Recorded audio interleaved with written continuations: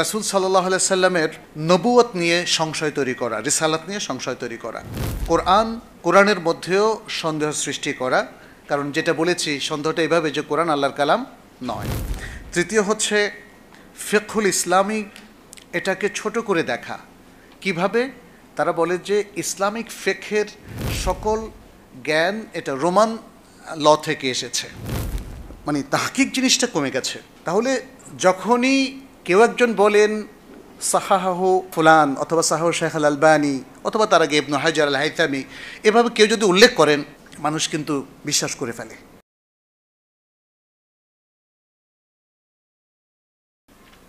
আসসালামু আলাইকুম ওয়া রাহমাতুল্লাহি ওয়া বারাকাতুহু। আলহামদুলিল্লাহি রাব্বিল আলামিন ওয়াসসালাতু ওয়াসসালামু আলা নাবিয়িনা মুহাম্মাদিন ওয়া আলা আলিহি ওয়া আসহাবিহি আজমাইন, আম্মা বা'দ। প্রাচ্যবিদ সম্পর্কিত আলোচনা আসলে অনেক দীর্ঘ এবং অনেক বড়। আমাদের প্রথম প্রবন্ধে প্রাচ্যবিদদের কিছু কাজ, বিশেষ করে সুন্নাহ সংরক্ষণ ও সংকলন সম্পর্কিত বিষয়ে তারা যে সংশয়গুলো তৈরি করেছিল সেটার আলোচনা আমরা দেখেছি এবং তার কিছু অপনোদনও আমরা দেখেছি। কিন্তু প্রাচ্যবিদ কারা আসলে? এদের ইতিহাসটা কি? কখন থেকে তাদের কার্যক্রম শুরু হয়? কি তাদের উদ্দেশ্য এবং তাদের গবেষণা অথবা কার্যক্রম? এটাও কিন্তু আমাদের অনেকেরই জানার আগ্রহের একটা খুব গুরুত্বপূর্ণ জায়গা। কারণ অনেকেই প্রাচ্যবিদদের সম্পর্কে খুব ভালো জানে না, বিশেষ করে আমাদের সাধারণ মুসলিম ভাই বোনেরা, ওরিয়েন্টালিস্ট যাদেরকে বলা হয়, অনেকেই তাদের সম্পর্কে খুব ভালো ধারণা রাখেন। বিশেষ করে তারা অনেকেই কোরআন, সুন্নাহ, ইসলাম সম্পর্কে বেশ কিছু সুন্দর সুন্দর কোটেশন উপহার দিয়েছেন। ফলে যারা তাদের সম্পর্কে গভীরভাবে অধ্যয়ন করেনি বা গবেষণা করেনি, একটা হয়তো সুধারণা তাদের প্রতি তৈরি হয়েছে, অথবা আমরা ধারণা করছি তারা পাশ্চাত্যের একদল গবেষক যারা আমাদের নিয়ে গবেষণা করে। এটাও এক ধরনের সুধারণা। কিন্তু আসল ইতিহাসটা জানা দরকার। আমি সংশয়গুলো তারা কোন কোন ক্ষেত্রে তারা উপস্থাপন করেছে সেটা খুব অল্পভাবে আমি উপস্থাপন করে প্রাচ্যবিদদের নিয়ে আজকে কিছু কথা আপনাদের সামনে উপস্থাপন করতে চাই। এবং মূল প্রবন্ধে দীর্ঘ আলোচনা আছে, সেগুলো আপনারা পরে ইনশাল্লাহ পড়ে নিলে পুরোটাই জানা হবে হয়তো। আর এর বাইরেও আসলে অনেক বই লেখা হয়েছে, আরবি, ইংরেজি এবং বাংলাও কিছু বই হয়েছে, আমি সেগুলো উল্লেখ করব। এখানে প্রাচ্যবিদদের পরিচয় যদি আমরা দিতে যাই, প্রাচ্যবিদ এবং প্রাচ্যবাদ দুটো শব্দ এখানে। প্রাচ্যবাদ থেকে যিনি প্রাচ্যবাদ নিয়ে কাজ করেন তিনি প্রাচ্যবিদ। তো প্রাচ্যবাদের পরিচয় নিয়ে আমরা দেখি যে বিভিন্ন রকম কথাবার্তা আছে, এক একজন এক একভাবে উপস্থাপন করেছেন। কেউ এটাকে ব্যাপক করে ফেলেছেন, কেউ এটাকে স্থানের সাথে রিলেট করেছেন, কেউ এটাকে অমুসলিমদের সাথে সম্পৃক্ত করেছেন, কেউ এটাকে বলেছেন না প্রাচ্যবিদ মুসলিম অমুসলিম যে কেউ হতে পারে ইত্যাদি। আমি কয়েকটা পরিচয় আপনাদের সামনে তুলে ধরি। প্রথমে আমাদের বাংলা ভাষার যে বিখ্যাত বাংলাপিডিয়া আছে, সেখানে বলা হয়েছে যে 1734 সনে প্রতিষ্ঠিত কলকাতা এশিয়াটিক সোসাইটি প্রাচ্য বিষয়ক সভ্যতা চর্চার নাম দেয় ওরিয়েন্টালিজম বা প্রাচ্য চর্চা। এ চর্চার প্রাথমিক নেতৃত্ব দিয়েছিলেন উইলিয়াম জোন্স, যিনি কলকাতা এশিয়াটিক সোসাইটি প্রতিষ্ঠা করেন। কেউ কেউ প্রাচ্যবাদের সংজ্ঞায় বলেন বিশ্ব প্রেক্ষাপটে পাশ্চাত্যের সঙ্গে প্রাচ্যের তুলনামূলক ব্যাখ্যা বিশ্লেষণের বুদ্ধিবৃত্তিক অনুশীলনকে বলা হয় প্রাচ্যবাদ বা প্রাচ্য চর্চা। 1830 শতকে ওরিয়েন্টালিজম পরিভাষা এটি ফ্রান্সে প্রচলিত হয় এবং এরপর থেকে প্রাচ্য বিষয়ক জ্ঞান ও পাণ্ডিত্যকে বিশেষায়িত করতে এক ধরনের রোমান্টিক কল্পনাময় সাহিত্যকর্ম, ভাষা, ইতিহাস, স্থাপত্য, শিল্পকলাকেও বোঝানো হয় এবং এর মাধ্যমে পাশ্চাত্য কর্তৃক প্রাচ্য সম্পর্কিত এক ধরনের আদর্শিক উপলব্ধির প্রতিনিধিত্ব করানোর জন্য এই প্রাচ্য চর্চাকে কাজে লাগানো হয়। দ্বিতীয় একটা পরিচয় আমরা দেখি, আসসিরা আন-নাবাউইয়া ওয়া আওহামুল মুস্তাশরিকিন, একটা বই, আব্দুল মোতাআলি। তিনি এর সংজ্ঞায় বলেন, প্রাচ্যবাদ দ্বারা উদ্দেশ্য হলো প্রাচ্যের প্রাচীন ভাষা, নতুন উচ্চারণ নীতি, উপভাষা, ইতিহাস, লোকগাথা, স্বভাব প্রকৃতি, ধর্ম এবং মানুষ, প্রাণীকুল, উদ্ভিদ, আবহাওয়া, মৃত্তিকা ইত্যাদি সম্পর্ক ইত্যাদি সকল বিষয়ে গবেষণা করা। বাংলাদেশে প্রাচ্যবাদের উপর খুব কমই লেখা আছে। তো কিছুকাল আগে যিনি লিখেছেন কবি মুসা আল হাফিজ, তিনি প্রাচ্যবাদের দাঁতের দাগ একটা বই লিখেছিলেন, প্রাচ্যবাদের দাঁতের দাগ। এই গ্রন্থে বলেছেন, মুসলিমদের জ্ঞান বিজ্ঞানে অমুসলিমদের আধিপত্য প্রতিষ্ঠার প্রয়াস হচ্ছে প্রাচ্যবাদ। তিনি এটাকে পাশ্চাত্যের লোকদের এক ধরনের আগ্রাসন বা আগ্রাসী চিন্তাভাবনা হিসেবে আখ্যায়িত করেছেন, যা তারা ইসলামী ঐতিহ্যের উপর তারা করেছে। তিনি বলেছেন যে প্রাচ্যবিদ মানে ইউরোপিয়ান এমন নয়, তিনি প্রাচ্যেরও একজন হতে পারেন, তবে তিনি বলেছেন যে সে মুসলিম না। তিনি বলেছেন প্রাচ্যবিদ মুসলিম হতে পারে না। তার কারণ হচ্ছে, যেহেতু প্রাচ্যবিদদের সকলে মিলে এমন কিছু কনসেপ্ট এবং ধারণা ডেভেলপ করেছে যেটা পরিপূর্ণভাবে ঈমানের পরিপন্থী এবং ইসলামের বিরুদ্ধে যায়। তার মধ্যে একটা হচ্ছে, যেমন তারা বলেছে আল কোরআন হচ্ছে মুহাম্মদ সাল্লাল্লাহু আলাইহি সাল্লামের বক্তব্য, এটা আল্লাহ তাআলার বক্তব্য নয়, কালাম নয়। এটা প্রায় সকল প্রাচ্যবিদেরই বিশ্বাস এবং এটাকেই তারা প্রমোট করেছে। ফলে তিনি বলেছেন প্রাচ্যবিদ মুসলিম হওয়া সম্ভব নয়। আচ্ছা, চতুর্থ আরেকটা পরিচয় তুলে ধরেছেন আব্দুল করিম খতিব। তিনি বলেছেন প্রাচ্যবিদ বলা হয় তাকে যিনি প্রাচ্যের এক বা একাধিক ভাষা, যেমন আরবি, ইরানি, সুরিয়ানি, ফার্সি ইত্যাদি ভাষার জ্ঞান অর্জন করেন, তারপর সেই ভাষার সহায়তায় ওই ভাষাতে লিখিত জ্ঞান সমুদ্রে তিনি ডুব দেন, পরে ইসলামের আকীদা, শরীয়ত ইত্যাদি বিষয়ে জ্ঞান অর্জনের প্রতি মনোনিবেশ করেন। তবে এক্ষেত্রে আল মুস্তাশরিকুন ওয়াল কোরআনুল কারীম এই গ্রন্থে ডক্টর মোহাম্মদ আমিন তিনি বলেন, প্রাচ্যবিদ বলতে বোঝানো হয় ইহুদি, খ্রিস্টান, নাস্তিক প্রভৃতি গোষ্ঠী যারা প্রাচ্যের বিভিন্ন ভাষা যথা আরবি, ফার্সি, ইরানি, সুরিয়ানি ইত্যাদি ভাষা শেখেন এবং তাদের অনেকে বিশেষভাবে আরবি ভাষা শেখা এবং এই ভাষার নানা জ্ঞান বিজ্ঞান জানার প্রতি অধিক ব্রতী হন, যাতে করে এই অধ্যয়ন ইসলাম ধর্মকে আঘাত করার ব্যাপারে সহায়ক হতে পারে। তাহলে এখানেও প্রাচ্যবিদদের একটা বৈশিষ্ট্য উনি তুলে নিয়ে এসেছেন। প্রাচ্যবিদদের লেখা, তাদের গবেষণাগুলো বিশ্লেষণ করলে দেখা যায় যে সেখানে ইসলামের প্রতি প্রচুর আঘাত রয়েছে প্রায় সবার মধ্যেই। ফলে এখান থেকেই ডক্টর মোহাম্মদ আমিন তিনি এই সংজ্ঞাটা পেশ করেছেন। আল ইস্তেশরাক নামক একটা গ্রন্থে ডক্টর মাহমুদ হামাদি তিনি বলেছেন যে প্রাচ্যবাদ শব্দটি ব্যাপকার্থে প্রত্যেক সেসব পশ্চিমা পণ্ডিতকে বোঝায় যারা প্রাচ্যের ভাষা, সাহিত্য এবং ধর্ম সংস্কৃতি থেকে শুরু করে সব বিষয়ে গবেষণা করে থাকেন। সুতরাং প্রাচ্যবাদ হচ্ছে আমাদের এই প্রাচ্য, এখানকার যে শার্ক যেটাকে বলা হয়, এখান থেকে ইস্তেশরাক শব্দটা এসেছে এবং সেখান থেকে মুস্তাশরিক শব্দটা এসেছে। সেটা নিয়ে যে গবেষণাগুলো প্রাচ্যের ভাষা, প্রাচ্যের সংস্কৃতি, প্রাচ্যের ধর্ম নিয়ে, এটা হলো প্রাচ্যবাদ, ইস্তেশরাক, আর সেখান থেকে এসছে মুস্তাশরিক। এছাড়া আরও দুটো শব্দ এখানে আমরা পেয়েছি, সেটা হলো একটা হলো ইস্তেআরাব, আরবি ভাষা কেন্দ্রিক যে গবেষণা সেটা, আর ইস্তেগরাব অথবা তাগরিব পাশ্চাত্যকরণ, সব কিছুর পাশ্চাত্য চিন্তাভাবনাকে আসলে প্রমোট করা। এখানে আমরা আরও অনেকগুলো বিষয় দেখেছি যে আমাদের ওলামায়ে কেরাম উল্লেখ করেছেন, গবেষকরা, সেটা হলো যারা ইস্তেশরাক অথবা প্রাচ্যবাদ বিষয়ে গবেষণা করেছেন সেটা তাদের দৃষ্টিগোচর হয়েছে যে আসলে প্রাচ্যবাদের উদ্দেশ্যটা কী, বা প্রাচ্যবিদ এই যে গবেষণাগুলো করছেন আমাদের প্রাচ্য নিয়ে, তাদের উদ্দেশ্যটা কী। তাদের উদ্দেশ্যকে এখানে 5টা ভাগে ভাগ করা হয়েছে। একটা হলো দ্বীনি উদ্দেশ্য, আরেকটা হলো তাদের সাম্রাজ্যবাদী উদ্দেশ্য, আরেকটা হলো রাজনৈতিক, আরেকটা হলো একাডেমিক। এরকম বেশ কয়েকটা বিষয় এখানে উল্লেখ করা হয়েছে। আমাদের এখানেও আমরা মনে হয় আলোচনায় নিয়ে এসেছি। আচ্ছা, এই যে তাদের ধর্মীয় উদ্দেশ্য, তারপরে জ্ঞানগত গবেষণা, সাম্রাজ্যবাদী মানসিকতা, রাজনৈতিক অভিলাষ, অর্থনৈতিক প্রতিপত্তি অর্জন। আচ্ছা, এখানে দিনী উদ্দেশ্যটার আসলে এটাই সবচেয়ে ডেঞ্জারাস।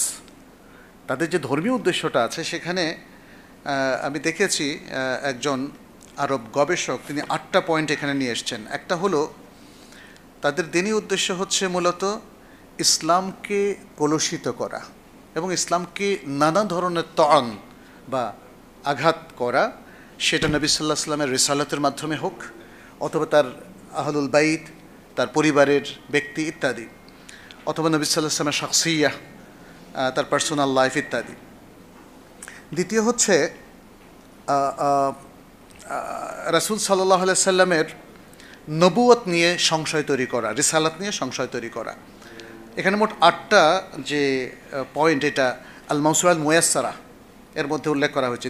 দ্বিতীয় যে পয়েন্টটা সেটা হলো কোরআনের মধ্যেও সন্দেহ সৃষ্টি করা, কারণ যেটা বলেছি সন্দেহটা এইভাবে যে কোরআন আল্লাহর কালাম নয়। তৃতীয় হচ্ছে ফিকহুল ইসলামী, এটাকে ছোট করে দেখা। কিভাবে? তারা বলে যে ইসলামিক ফিকহের সকল জ্ঞান এটা রোমান ল থেকে এসেছে। আমি এটা বাংলাদেশেও ইসলামের ইতিহাস ও সংস্কৃতি, ঢাকা ইউনিভার্সিটির একজন গ্র্যাজুয়েট যিনি আরেকটা পাবলিক ইউনিভার্সিটিতে প্রফেসর ছিলেন, তাকেও আমি বলতে শুনেছি খুব স্ট্রংলি। আমাকে বলছেন যে আচ্ছা, আপনারা যে ফিকহের উপর এত পড়াশোনা করেছেন, কারণ আমি তো শরিয়ার ছাত্র মাদিনা ইউনিভার্সিটিতে, তো বললেন যে এই ফিকহ তো আসলে রোমান ল থেকে সংগৃহীত। তিনি মুসলিম এবং তিনি 5 ওয়াক্ত সালাত পড়েন। আমি হতবাক হলাম, আমি বললাম এটা কোথায় পেলেন? তিনি খুব স্ট্রংলি বললেন তাহলে আসলে এই পাশ্চাত্যবাদের এবং প্রাচ্যবাদের যে প্রভাব তাদের উপর এটা লক্ষ্য করা যায়। তারপরে চতুর্থ যে বিষয়টা সেটি হচ্ছে আরবি ভাষার উপরও একটা আঘাত হানা। তারা আম্মি ভাষাটাকে বেশি গুরুত্ব দিচ্ছে, ফসহা আরবিটাকে থেকে মানুষের মন সরিয়ে নিতে চাচ্ছে, এবং এভাবে আরবি ভাষার মাধ্যমে যে আসলে যে তাতাউরাত এসেছে মুসলিম জগতে সেটাকেও তারা অস্বীকার করেন। 5 নম্বর হচ্ছে ইসলামকে তারা ইহুদি এবং খ্রিস্টান যে জ্ঞানের উৎস সেদিকে তারা ফিরিয়ে নিয়ে যেতে চান। এবং 6 নম্বর হচ্ছে তারা মুসলিম দেশগুলোতে মিশনারি কার্যক্রম চালাতে চান। অতএব মিশনারি কার্যক্রমের সাথে প্রাচ্যবিদের চিন্তা চেতনার অনেক মিল আছে। আমরা দেখি যে বাংলাদেশে এই মিশনারিরা ঈসাই মুসলিম বানাচ্ছে এখন, ঈসাই মুসলিম। ডক্টর আবদুল্লাহ জাহাঙ্গীর সর্বপ্রথম ওনার মৃত্যুর কিছুকাল আগে, এই 2-4 বছর আগে উনি এই বিষয়ে কাজ করতেন। সেখানে আমরা দেখলাম যে ঈসাই মুসলিম মানে এটা সাধারণ মানুষের বোঝারই উপায় নাই। বলছে আপনি মুসলিম ঠিকই আছেন, বাট আপনি ঈসা আলাইহিস সালামকেও মানেন, তাহলে আপনি ঈসাই মুসলিম হবেন। এগুলোও আসলে ওই প্রাচ্যবিদদের গবেষণার একটা অংশ। এবং সপ্তম যে জিনিসটা সেটাও খুব ডেঞ্জারাস, তারা ইসলামের বিরুদ্ধে, নবী পরিবারের বিরুদ্ধে, স্বয়ং নবী সাল্লাল্লাহু আলাইহি ওয়াসাল্লামের বিরুদ্ধে নানা রকম সংশয় তৈরি করার ক্ষেত্রে তারা অত্যন্ত দাইফ এবং জাল ফ্যাব্রিকেটেড হাদিসগুলোর উপর তারা নির্ভরতা স্থাপন করেছে, সেগুলোর দ্বারা তারা দলিল পেশ করেছে। দেখেন, এরা অথেন্টিক হাদিসকে সংশয়াচ্ছন্ন করে, কিন্তু তাদের দলিলটা কি? দাইফ এবং মাউদু হাদিস। যখন তারা আয়েশা রাদিয়াল্লাহু তাআলা আনহার উপরে কালিমা লেপন করে কিংবা অন্যদের উপর কালিমা লেপন করে, এটা খুব অদ্ভুত। আমি একজন হাদিস অস্বীকারীকে, যিনি কানাডায় থাকতেন, স্বামী স্ত্রী দুজনেই হাদিসকে অস্বীকার করেন, এবং এর মধ্যে যিনি স্ত্রী তিনি একদম পর্দাপ্রসিদ্ধা, কিছুই করেন না। তারা ওমরা যাচ্ছিলেন, যে কোনো এক মাধ্যমে তারা উত্তরায় আমার সাথে বসেছিলেন যে হাদিস অস্বীকার করার ব্যাপারে, মানে একজন ভাই মনে করেছিলেন আমার সাথে বসলে হয়তো হাদিসের দিকে ফিরে আসবে, কিন্তু তারা বসেছে অন্য কারণে, আমাকে বোঝানোর জন্য যে হাদিসের আসলে কোনো সারবত্তা কিছু নেই। প্রায় 2-3 ঘন্টা আমরা বসলাম, শেষে দেখলাম যে কোনোভাবেই কনভিন্স করা যাচ্ছে না। পরে বললাম যে, উনি বললেন যে ঠিক আছে, যে আনসেটেল বিষয়গুলো নিয়ে আমরা ওমরা করার পর আবার যখন বাংলাদেশে আসব তখন বসবো। আমি তখন তাদেরকে জিজ্ঞেস করলাম ওমরা কীভাবে করবেন, কারণ আমি ভাবলাম যে এটা একটা ভালো পয়েন্ট। ও আতিমুল হাজ্জ ওয়াল উমরাতা লিল্লাহ, বললো যে এইভাবে। আমি তো এটা তো হাদিসে আছে, এটা তো কোরআনে নাই। তখন তো বিপদে পড়ে গেল। তখন বললো যে no, it is Abrahamic tradition, আমি অ্যাকর্ডিং টু আব্রাহামিক ট্র্যাডিশন আমি ওমরাটা করব। দেখেন, তা আমি বললাম যে রাসূল সাল্লাল্লাহু আলাইহি ওয়াসাল্লামের হাদিসগুলো তো সনদ আছে, তো আব্রাহামিক ট্র্যাডিশনের সনদটা কোথায়? আপনি আব্রাহামিক ট্র্যাডিশনটাকে অ্যাকসেপ্ট করছেন, অথচ মুহাম্মদ সাল্লাল্লাহু আলাইহি সাল্লামের এই সুন্দর সনদের সহিহ হাদিসগুলোকে আপনি অ্যাকসেপ্ট করছেন না। মানে খুবই অদ্ভুত তাদের এই ব্যাপার। এটা হলো আসলে ইস্তেমারের প্রভাব। কানাডা আমেরিকার বহু ইউনিভার্সিটি আমি ভিজিট করেছি, এবং প্রথমে এক সময় আমি স্বপ্ন দেখতাম যে উন্নত দেশগুলোতে কিছু ভিজিটিং প্রফেসর হিসেবে কাজ করতে পারি কিনা। এই জন্য আমি মন্ট্রিয়াল, টরেন্টো সহ আরও অনেকগুলো, তারপরে সেন্ট লুইস, আমেরিকার বিভিন্ন স্টেটে অনেকগুলো ইউনিভার্সিটিতে গেলাম। দেখলাম যে সেখানে ম্যাক্সিমাম ইউনিভার্সিটি ইসলামিক স্টাডিজে যারা টিচার তারা হয় আগা খান, নয় শিয়া, নয় কাদিয়ানি, নয় আকলানি। মানে সেখানে সহিহ আকীদার তো দূরের কথা, ভালো ওই মানের কাউকে আমরা দেখি না। আমরা যেমন দেখি কানাডার ম্যাকগিল ইউনিভার্সিটি, আমি কয়েকবার ভিজিট করেছি ওখান থেকে যারা গ্র্যাজুয়েট হয়েছে এদের মধ্যে অনেকেই কিন্তু ইসলামের ক্রিমিনাল ল এগুলোকে অস্বীকার করে, ব্লাসফেমি অস্বীকার করে। এরকম আরও অনেকগুলো বিষয় আছে, এবং তারা ইসলামের যে এই যে হুদুদ যেগুলো আছে, কাফারাত, এগুলোকেও তারা স্বীকার করে না। তাদের এই মাইন্ডটাই তৈরি হয়েছে আসলে ওই যে মুস্তাশরিকিন, ইস্তেশরাক থেকে। এভাবে দেখা যাচ্ছে যে সেই সমস্ত জায়গায় কোনো ভালো মানুষের পক্ষে আসলে শিক্ষকতা করা বা সেখানে থাকা এটা সম্ভব না। এভাবে আরও অনেকগুলো বিষয় তাদের আছে, তাদের রাজনৈতিক অনেক উদ্দেশ্য আছে, আমি সেটা একটু স্কিপ করতে চাই। প্রাচ্যবাদের উপরে ছোট্ট একটা ইতিহাস আমি একটু আপনাদের সামনে পেশ করতে চাচ্ছি।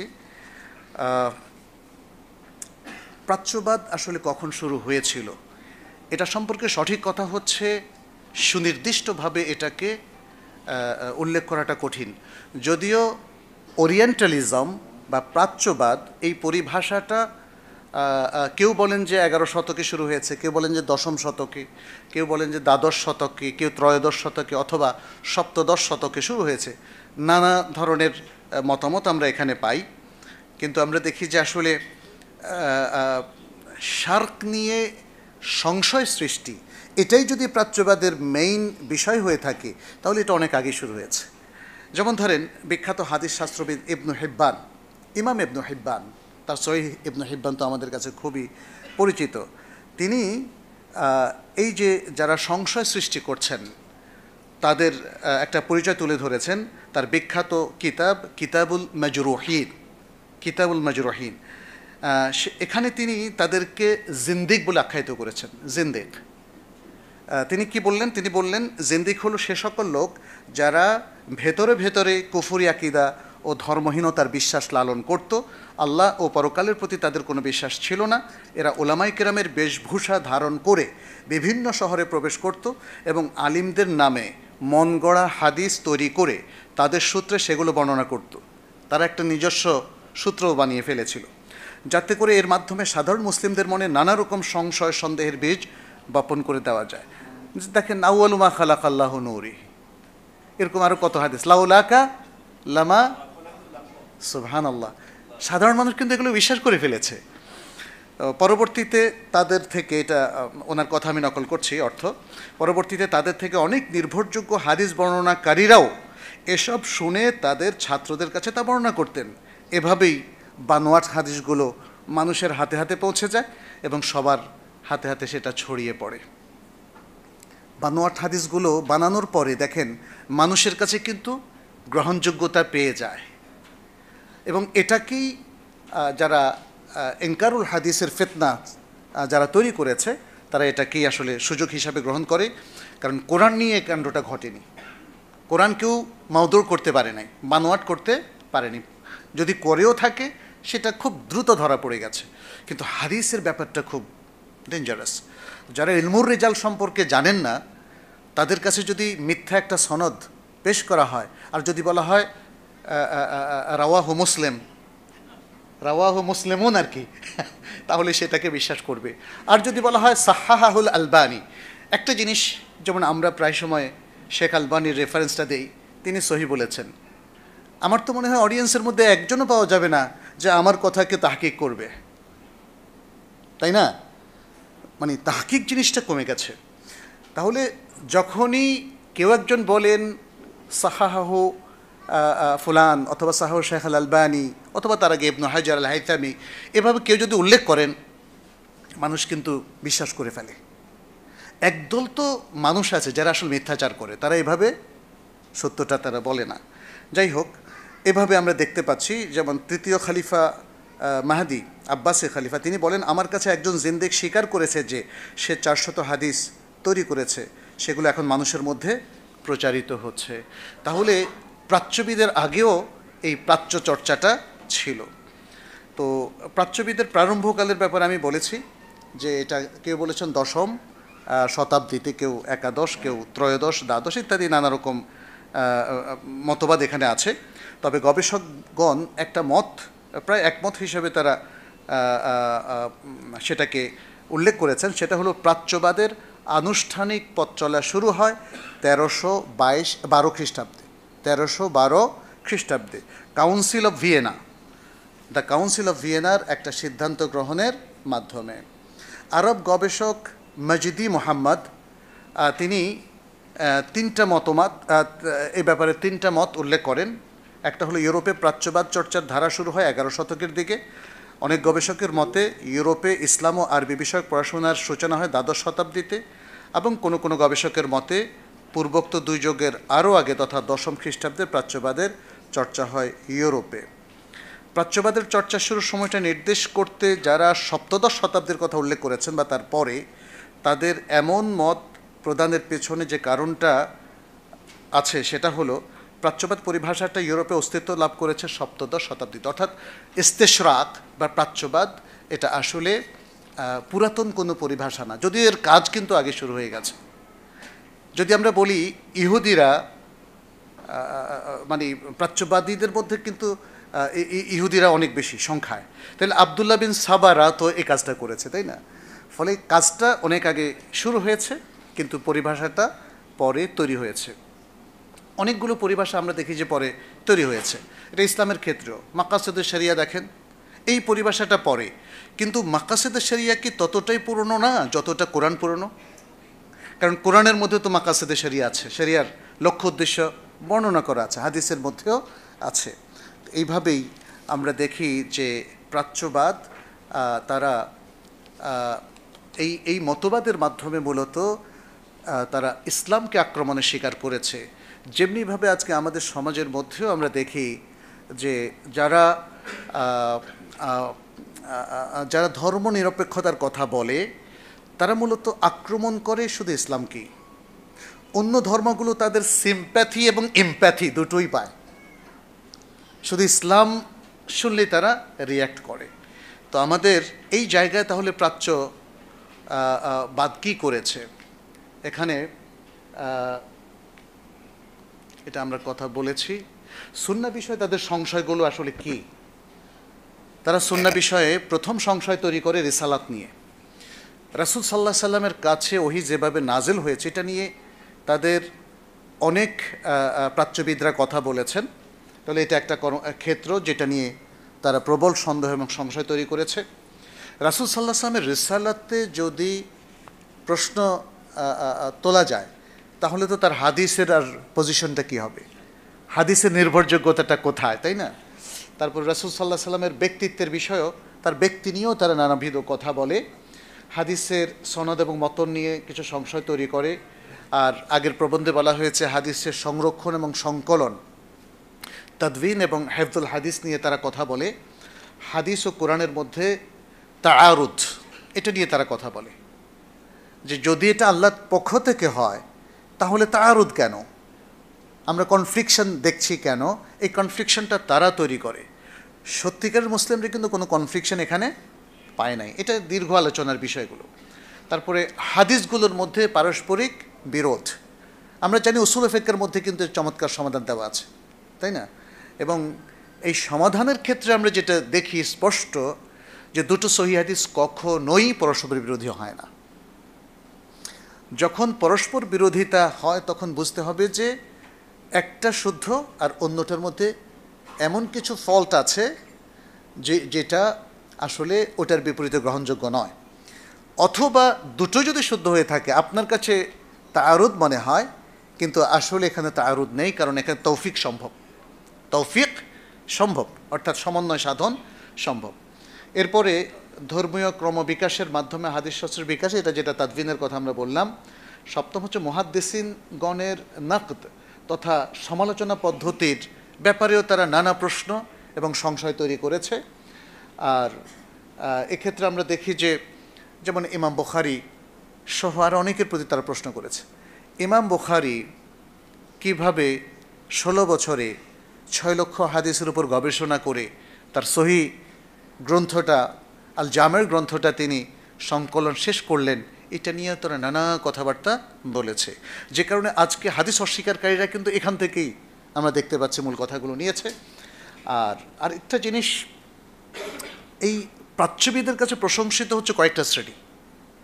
একটা শ্রেণী হলো যেমন মুতাজিলা, তাদের কাছে খুবই গ্রহণযোগ্য, কারণ তারা মুতাজিলাদেরকে বলা হয় আকলানি, এরা স্বাধীন চিন্তার অধিকারী। আমি বাংলা ভাষায় দেখেছি কিছু বই, আমাদের সিনিয়র কিছু প্রফেসররা অনেক আগে, যেহেতু তারা প্রাচ্যবিদদের উপর পড়াশোনা করেছেন, কিন্তু কেউ তাদের সামনে তুলে ধরেনি যে প্রাচ্যবিদদের উদ্দেশ্য এবং তাদের কার্যক্রমের মধ্যে যথেষ্ট অবজেকশন আছে, যে কারণে শক্তিশালী একটা পড়ার পরে তারা প্রভাবিত হয়েছেন এবং তারা যখন মুতাজিলিদের পক্ষ নিয়েছেন এবং আকলের পক্ষ নিয়েছেন, নকলের বিপক্ষে গিয়েছেন, ওহির বিপক্ষে গিয়েছেন, তখন এটা প্রাচ্যবিদদের কাছে প্রশংসিত হয়েছে।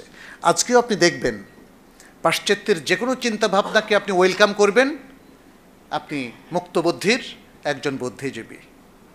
আর যদি আপনি ইসলামের সত্য ট্র্যাডিশনটাকেও আঁকড়ে ধরতে যান, তাহলেও তারা বলবে যে না, এরা হলো ট্র্যাডিশনালিস্ট, গোড়া, প্রাচীনপন্থী ইত্যাদি নানা ধরনের তারা আমাদের বিরুদ্ধে কথা বলে। তাহলে এখানে কোরআনি, মুতাজিলা, আকলানি ইত্যাদি ফেরকাগুলোর সাথে তাদের ভালো রিলেশন আছে। তো এই ডিসকাশনটা আসলে অনেক বড়। আমার মনে হয় আপনারা আমাদের মূল প্রবন্ধ যখন পাবেন, হাতে পাবেন, ইনশাল্লাহ কনফারেন্সের পরে আমরা সব সংকলন একসাথে আপনাদের কাছে দেব, সেখানে আপনারা পড়ে নেবেন। এবং আমি মনে করি প্রাচ্যবাদ এবং প্রাচ্যবিদ, আল ইস্তিশরাক ওয়াল মুস্তাশরিকুন, এটা আমাদের একটা ডিপার্টমেন্ট ওপেন করা উচিত। এখানে আমাদের কুষ্টিয়া ইউনিভার্সিটি থেকে অনেক বিদগ্ধ শিক্ষক, সিনিয়র প্রফেসররা এসেছেন, ডিন মহোদয় এসেছেন। আগামীকাল কুষ্টিয়া ইসলাম বিশ্ববিদ্যালয়ের মাননীয় ভাইস চ্যান্সেলর আসবেন ইনশাআল্লাহ। আজকে তার আসার কথা ছিল, কিন্তু আগামীকাল একটা সেশনে তিনি চেয়ার করবেন। তো আমরা তাদের কাছেও এই অনুরোধটা রাখতে চাই যে কিসমুল ইস্তিশরাক আপনারা ওপেন করুন। প্রাচ্যবিদেরা আমাদের উপর এত পড়াশোনা করছে, আমরা কি তাদের উপর পড়াশোনা করব না? তারা আমাদের বুদ্ধিবৃত্তিক এই কার্যক্রমের মধ্য দিয়ে আমাদের শিক্ষাবিদদের প্রভাবিত করে ফেলেছে, আমাদের বিশ্ববিদ্যালয়ের টিচারদেরকে প্রভাবিত করে ফেলেছে, আমাদের সাধারণ জনগণকে বিভ্রান্ত করে ফেলেছে, বিচ্যুত করে ফেলেছে, এবং তাদের থেকে এই সমস্ত ইমপ্রেশন পেয়েই আসলে ফিতনাত ইনকারি সুন্নাহ তৈরি হয়েছে। তাহলে আজকে আমাদের উপর ফরজ হয়ে গিয়েছে, শুধু ইসলামী বিশ্ববিদ্যালয় কুষ্টিয়া কেন, আমাদের সকল বিশ্ববিদ্যালয় এবং ঢাকা বিশ্ববিদ্যালয় আমি বলবো একটা আলাদা ডিপার্টমেন্ট খোলা উচিত, যাতে করে ব্যাপকভাবে আমাদের বুদ্ধিজীবীরা, আমাদের মুসলিম শিক্ষাবিদেরা এর উপর পড়াশোনা করবো। আমরা নিরপেক্ষভাবে আমরা দেখব। তারা ভালো কথা বললে আমরা বলবো ওয়েলকাম, কিন্তু তারা যখন কোনো ষড়যন্ত্রের বিষ বাষ্প এর মধ্যে ঢুকিয়ে দিবে আমাদের চিন্তা চেতনায়, আমাদের আকিদায়, আমাদের ফিকহে, আমাদের উসুলে, আমাদের সুন্নায়, আমাদের কোরআনে, তখন এই জায়গাগুলো আমাদের চিহ্নিত করে জাতির সামনে সেটাকে উন্মোচিত করতে হবে। অন্যথায় আমরা আসলে এই গোলকধাঁধা হারিয়ে যাব, সুন্নাহ হারিয়ে যাবে। আজকে সুন্নাহ হারিয়ে যেতে বসেছে। আনফর্চুনেটলি বাংলাদেশে আমরা দেখি সহিহ হাদিসের চাইতে দাঈফ হাদিসটাই যেন মানুষের কাছে লোক্রেটিভ। এমনকি মওদু হাদিস নিয়েও আজকে সেই হাদিসের পক্ষে ঝগড়া করে। মওদু হাদিস তো হাদিস না। ফলে আমার মনে হয় আজকে এই বিষয়টার উপরে আমি আপনাদেরকেও আহ্বান করতে চাই, যারা শুনছেন, বিভিন্ন প্রতিষ্ঠানের ধারক বাহক এখানে আছেন, এই বিষয়ের উপরে যেন আরও অনেক গবেষণা করা হয়। প্রসঙ্গত আরেকটা জিনিসও আমি এখানে আপনাদেরকে জানাবো যে আমাদের কুলিয়াতুল কোরআন থেকে আমরা 6টা স্কলারশিপ ইনশাল্লাহ আগামীকাল ঘোষণা করব। একটা গবেষণা, স্পেশাল গবেষণা যেটাকে আমরা ফান্ডিং করব, যেখানে হাদিসের গুরুত্বপূর্ণ গবেষণাগুলো একজন বিদগ্ধ প্রফেসরের আন্ডারে করা হয়। এটা এমফিল পিএইচডি হবে না, বাট এটা একটা গবেষণা প্রজেক্ট হিসাবে কাজ করবে। এবং আমি আপনাদেরকেও বলবো, যারা ইভেন উচ্চতর শিক্ষা নিয়ে কাজ করছেন, যে মাদ্রাসাগুলো অথবা যে ইনস্টিটিউটগুলো, তারাও এভাবে কাজ করতে পারেন। আমরা যদি বসে থাকি কবে একটা পাবলিক ইউনিভার্সিটিতে কিসমুল ইস্তেশরাক বা ডিপার্টমেন্ট অফ ওরিয়েন্টালিজম ওপেন করবে, কোনো লাভ নেই, ওটা দীর্ঘসূত্রিতা হবে। কিন্তু প্রজেক্ট আমরা হাতে নিতে পারি। আপনারা দেখেন স্কুল অফ ওরিয়েন্টালিজম লন্ডনের, ওরা তো কত আগে কাজ করেছে। আল মুরজামুল মুফাহরাস লি আলফাদিল হাদিস, এটা তো মুস্তাশরিকিনদের কাজ। ওই কাজটা তারা ইউনিক করেছে। ওই কাজটা ছিল জাস্ট যখন আমাদের ইলেকট্রনিক সফটওয়্যার আগে, যখন হাদিসের 9টা গ্রন্থ থেকে কিভাবে খুব সহজে আমরা হাদিস বের করব, এই পদ্ধতিটা, এই কঠিন কাজটা তারা করেছে। আমরা কেন বসে আছি? আমরা না আল্লাহ এবং তার রাসূলকে অনেক বেশি ভালোবাসি? কোথায় সে ভালোবাসা?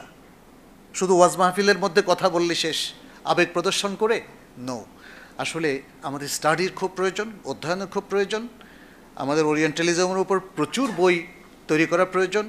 সৌদি আরবে আমি দেখেছি জামিয়াতুল ইমাম, আমি যখন 1988 সালে যাই, তখন কুল্লিয়াতুদ দাওয়া, এটা মদিনায় জামিয়াতুল ইমামের একটা শাখা ছিল, সেখানে কিসমুল ইস্তেশরাক তারা ওপেন করেছে।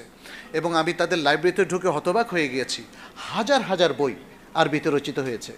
কিন্তু আমরা যারা এই বাংলাদেশে অবস্থান করছি, বাংলা ভাষাভাষী মুসলিম, তারা পিছিয়ে কেন, তাই না? অথচ আক্রমণ কিন্তু চলে এসছে, আক্রমণ এখন চলে এসছে। এখন সজল রোশনরা, অধ্যাপক মুজাম্মেল, তারপরে মাহবুবুর রহমান যশোরী, এরকম আরও অনেকেই দেখবেন যে এখন সাঁড়াশি আক্রমণ তারা শুরু করে দিয়েছে। যে আল্লাহ আমাদের ক্ষমা করুন। আছে অনেক, আমরা এদের নাম বেশি উচ্চারণ করতে চাই না, আমরা শুধু এদের সংশয়গুলো নিয়ে একটু গবেষণা করতে চাই, কারণ এখন নাম উচ্চারণ করলেও দেখা যায় ভাইরাল হয়ে যায়, বড় মুশকিল। যাই হোক, আমরা আশা করব যে আমরা চেয়ার থেকেও কিছু শুনবো। আমি এখানে আমার বক্তব্য সংক্ষেপ করে শেষ করছি। আল্লাহ যেন আমাদের সবাইকে তৌফিক দান করেন। হাদা সাল্লাল্লাহু সাল্লাম আলা নবিয়িনা মুহাম্মদ ওয়া আলা আলিহি ওয়া আসহাবিহি আজমাইন। যদি কোনো প্রশ্ন থাকে। Thank you. অত্যন্ত গুরুত্বপূর্ণ একটা প্রবন্ধ আমাদের এখানে উপস্থাপিত হয়েছে। আমি প্রবন্ধকারকে আমার ব্যক্তিগত পক্ষ থেকে ধন্যবাদ এবং অভিনন্দন জানাচ্ছি। আমার কাছে দুটো প্রশ্ন লিখিত এসেছে, এর আগের সেশনের দুটো প্রশ্ন। একটা প্রশ্ন হচ্ছে, আমি বলছি, আমরা যারা অনারব কোরআনকে ভালোভাবে বুঝার স্বার্থে তাফসির অধ্যয়ন করি, কিন্তু হাদিস অধ্যয়নের সময় মাযহাব ভিত্তিক বিভিন্ন বিষয়ের সামনে আসে, জেনারেল স্টুডেন্টরা কিভাবে বিষয়টি সমাধান করবে? কিভাবে আসে মাযহাব ভিত্তিক সমস্যা? সাধারণত মাযহাব ভিত্তিক পড়াশোনার তো ফিকহের ক্ষেত্রে আসে, তাই না? হাদিসের ক্ষেত্রে মাযহাব ভিত্তিক কোনো আলোচনা তেমন আসে না। এক্ষেত্রে যদি কোনো কনফিউশন সৃষ্টি হয়, আমাদের কোনো আয়াত পড়তে গিয়ে আয়াতের তাফসির অথবা হাদিসের ব্যাখ্যা পড়তে গিয়ে যদি আমাদের সংশয় সৃষ্টি হয়, একটাই নিয়ম, এটা আল্লাহ এবং আল্লাহ সুবহানাহু ওয়া তাআলা বলে দিয়েছেন, সেটা হচ্ছে আল্লাহ এবং তার রাসূলের দিকে ফিরে আসা। এবং আরও বলে দিয়েছেন কি, ফাসআলু আহলা যিকরি ইন কুনতুম লা তা'লামুন, যদি না জেনে থাকো তাহলে আহলুল যিকর তথা আহলুল ইলমের কাছে জিজ্ঞেস করো। সুতরাং আলেমদের কাছে এসেই আমাদেরকে জিজ্ঞেস করে জেনে নিতে হবে। শুধু বই পড়লে তো হবে না, অনলাইন ঘাটাঘাটি করলে হবে না।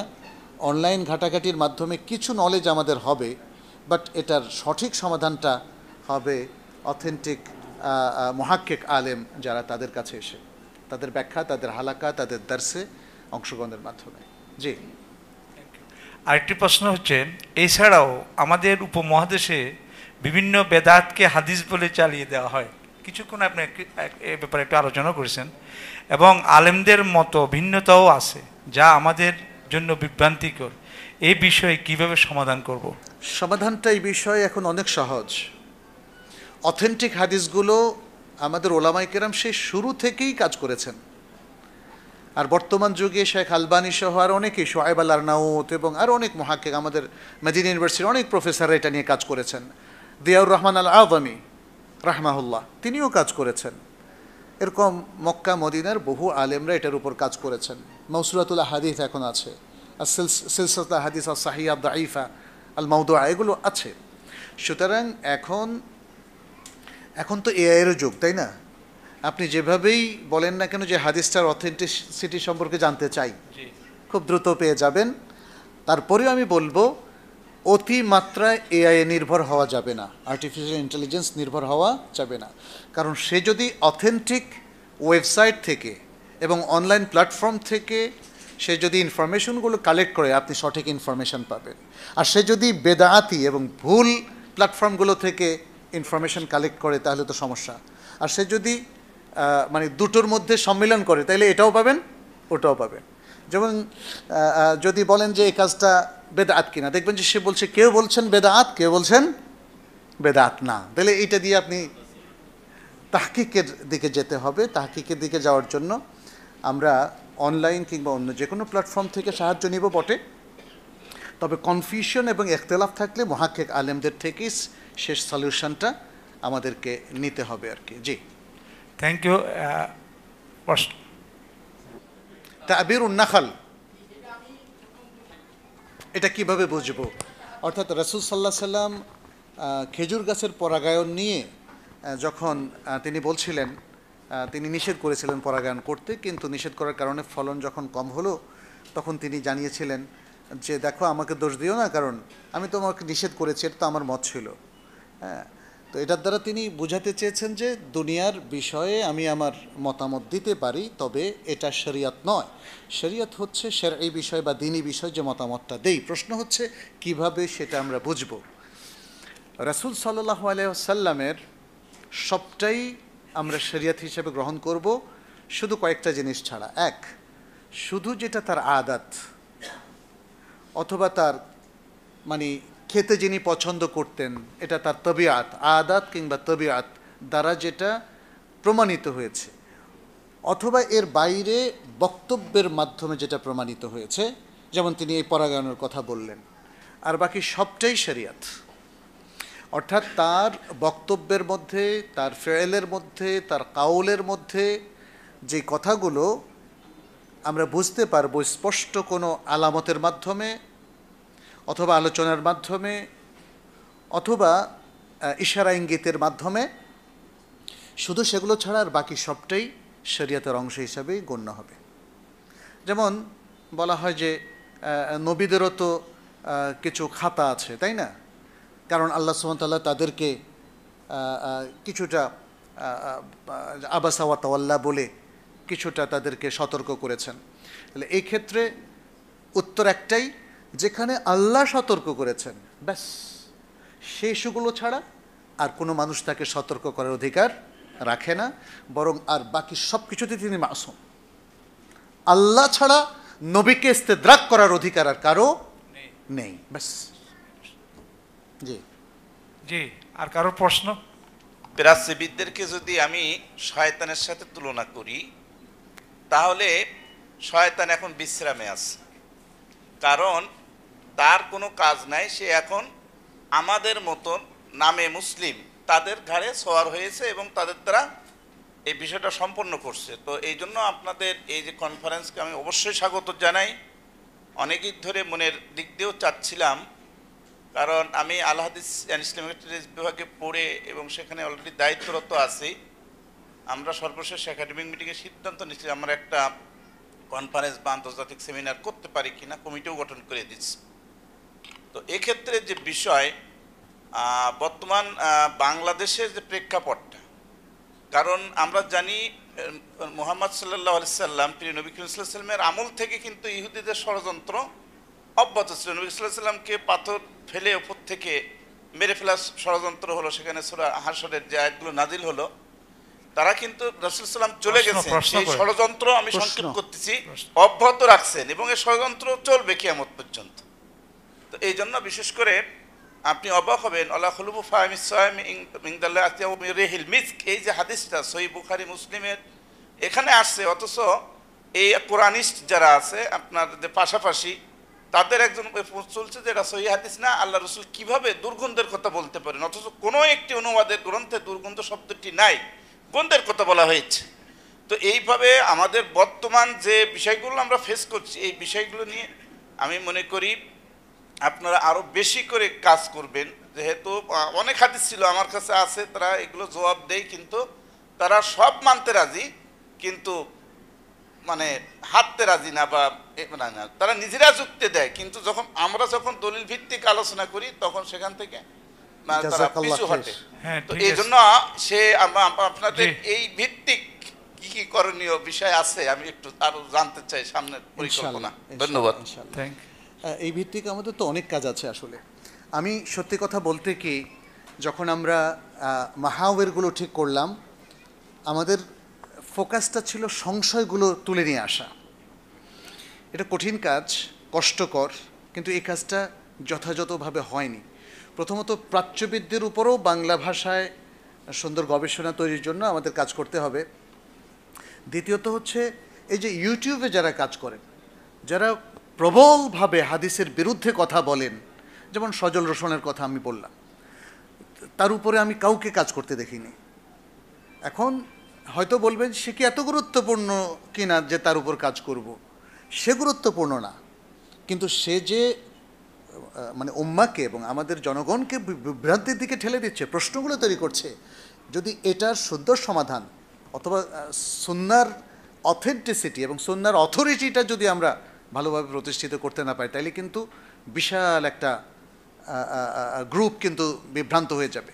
অতএব আমি মনে করি ইন্ডিভিজুয়ালি অধ্যাপক মুজাম্মেল সাহেব, ওনাকেও যখন বলা হলো যে আপনি কি হাদিস অস্বীকার করেন কিনা, উনি বললেন না, কোনো অস্বীকার করি না। এরকম আরও কয়েকজনকে যারা আসলে প্রচুর হাদিস অস্বীকার করেন, যখন বলা হলো আপনারা হাদিস অস্বীকার করেন কিনা, তারা বলে যে না, করি না। তাহলে এদেরকে অধ্যয়ন করবে কে? আমি মনে করি আমরা যারা পাবলিক ইউনিভার্সিটিতে অধ্যাপনা করছি, আমাদের স্টুডেন্টদেরকে এই কাজে লাগিয়ে দেওয়া।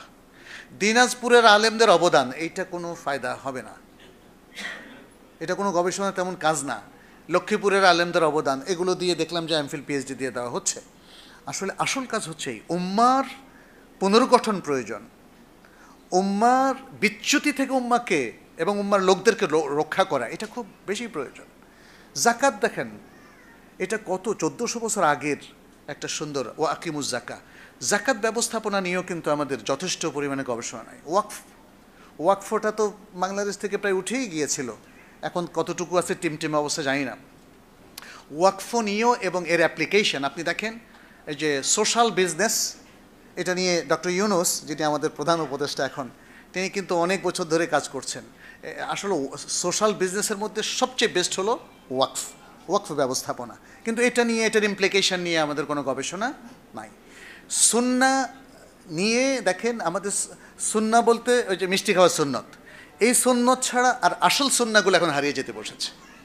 সে তারপরে হেফজুল হাদিস, হেফজুল মতুন, আমাদের ছাত্ররা এখন পড়তে চায় না।